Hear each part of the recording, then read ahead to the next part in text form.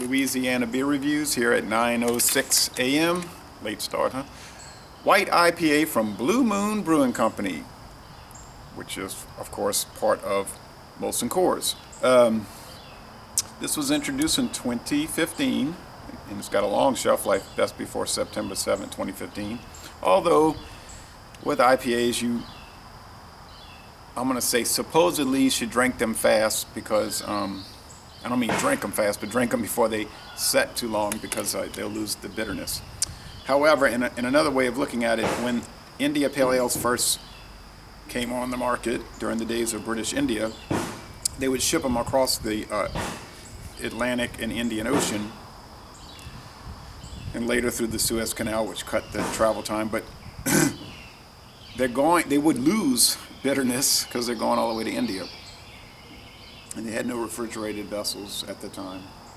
So what they were drinking, IPAs, the India Pale Ales they were drinking in India, I'm sure were not particularly bitter. So you should drink them without letting them set if you want them to be bitter according to their initial production characteristics, or like an American IPA. This is 5.9% alcohol and it has 45 international bitterness units. They use wheat, malt, and oats. The hops are Simcoe, Cascade, Citra, and this new, or I should say rare, Hull melon hops from Germany. Gets a good score on Beer Advocate, a B, 73 scores. And a 39 out of 100 on Rate Beer, 11 out of 100 for the style, so not good there, but with only 11 ratings. So I'm at 84 ratings.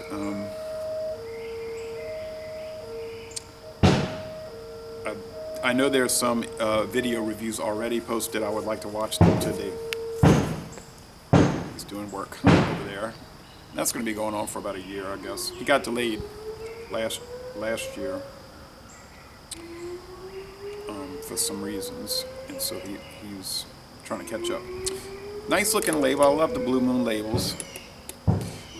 They use coriander and orange peel as their spice, and it's certified kosher, as are all Coors branded beers. 20th anniversary of Coors, 1990 Coors Blue Moon line, 1995 to 2015.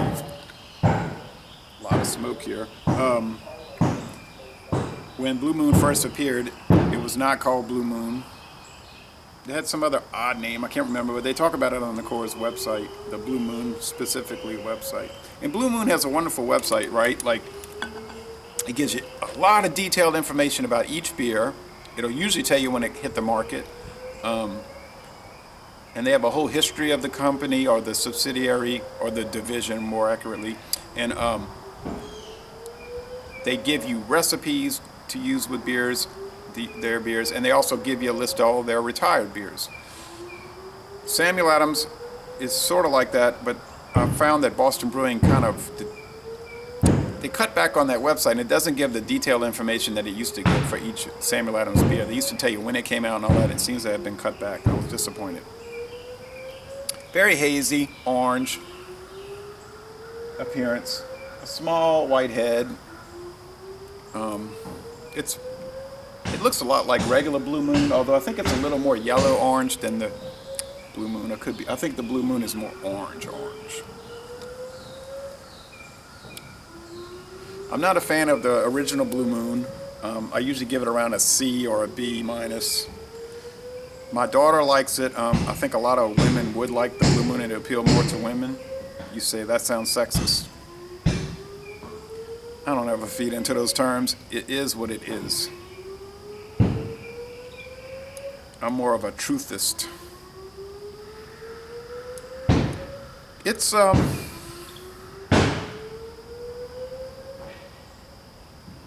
bready. White bread, maybe some oats. I wouldn't really necessarily say that if I didn't know the ingredients. Slight coriander, slight orange peel, some hop resin.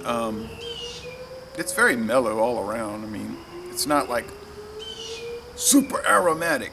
It's also not super expensive. I do like the Blue Moon line generally, not necessarily their flagship, but like the Rounder and I like that Farmhouse Red now. Seems like they might have improved it. Definitely their Mountain Abbey Ale. I think Blue Moon can go right up there, can hang with many craft beers. People say it's a crafty beer. I don't care really about those categories either, because I'm just a consumer. So whether Molson Coors makes it or some little tiny microbrewery in the hills of North Carolina or wherever makes it, it doesn't matter to me. If it's owned by 2 or 3 people, or if it's employee owned or corporate owned, or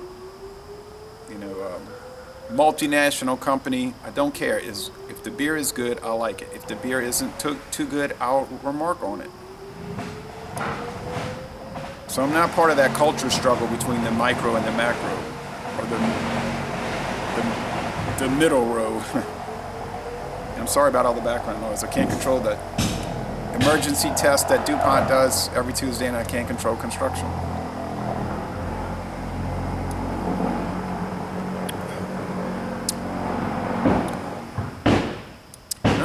Yeah, it's okay. It's got that kind of pineapple thing, resin going. I know they use a specialty hop. Doesn't seem to make much difference.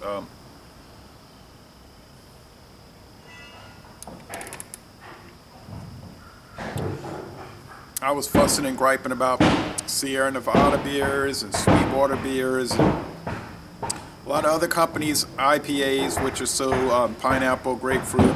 This one isn't as bad in that area. It has that unappealing thing. Does have more maltiness. Has a little spiciness. The mouthfeel is medium. The finish is, or maybe you don't know, sort of tart. It's very drinkable. 5.9, same as natural ice. It's super drinkable. It's a mild IPA. Would I ever be craving this or seeking it out? No, I would not. Stone IPA, I would buy that. That's reasonably priced also, and I think it's a wonderful beer. Lagunitas Hop Stupid, that Pugly's 4X IPA, which is a little more British style from Maine shipyard. Sierra Nevada Torpedo, of course, Abita Giacomo IPA. All those are similarly priced, and to me they're better. But this is an okay beer. Certainly nothing necessarily bad about it. There's nothing wonderful about it. I'll give it a B. It's good, but if you see it for a low price, get a single and try it. Otherwise, you're not really missing much. But that can be said for a lot of the ones I just mentioned. I'm talking about on the negative side, not the Abita Giacomo and all that. That can be said for a lot of the IPAs of the last 5 years. You're not missing much, so it's your call.